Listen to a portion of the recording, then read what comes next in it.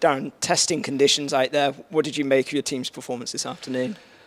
We've discussed certain areas that we need to make sure that we need to improve on, but you have to look at going into the game. It was probably the hardest game that we were going to come up against this season. You can tell, the improvements Port Vale have made going into League One. They've got some excellent players.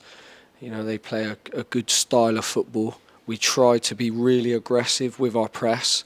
We felt we forced a few errors in the first half and the second half, but you can tell their level, trying to unsettle them, and if you get your timing wrong, they can hurt you, which is probably why they scored the goals they scored in the first half, and they had some real quality to them. I mean, how do you manage conditions out there? It was absolutely stifling, and you still got players covering a lot of ground. You scored a goal through a high press as well, and at least they didn't wilt towards the end or anything like that. No, I think the lads, in terms of their attitude, has been excellent. I know, we played on Tuesday, and we played today. We got Bristol Rovers on Wednesday. Their attitude's been excellent, but we are in a stage of the season where it's a lot to do with preparation, and that's really important, that we're preparing for the game on the 9th. I have to make sure that I'm the one that making sure that the players are ready for that game, and that we keep our team freshness, and we're ready to start the season strong with a full squad. Yeah, you mentioned about a full squad, and there's a lot of familiarity about the squad as well, but the one addition, Will Jenkins-Davis, it looks like already he started in quite well. Yeah, he seems to have settled in really well with the players. We've played, obviously, the Taunton game. They came and put like a real deep block on, so we didn't really have enough space to play in. Obviously, he's played in today's game, and up against really good opposition.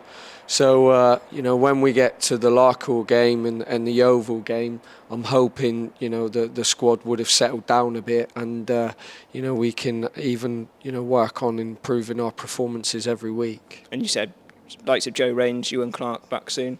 Yeah, both will be back soon.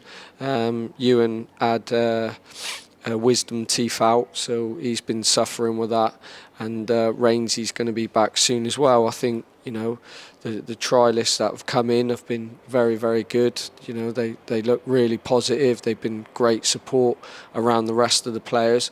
So in terms of where we are at the moment, it's I know we want to make sure we start winning games, but I've been involved in pre-seasons where I've won every game, and then all of a sudden gone into the start of the season when the league starts up and not started really strong. So it's important not to get too carried away when we get good performances, and then if we don't get the result that we've wanted, we're still preparing the team ready for the game on the 9th. And the next game, you mentioned Bristol Rovers on Wednesday, going to be another test, but it'll be a big crowd in here at Twerton Park. What were you expecting from that one? It's brilliant. It'd be good for Darren to bring his team down to Twerton. There's a lot of history between Bristol Rovers and Bath, because obviously they used to use this ground. We've had a great relationship with Bristol Rovers over the years.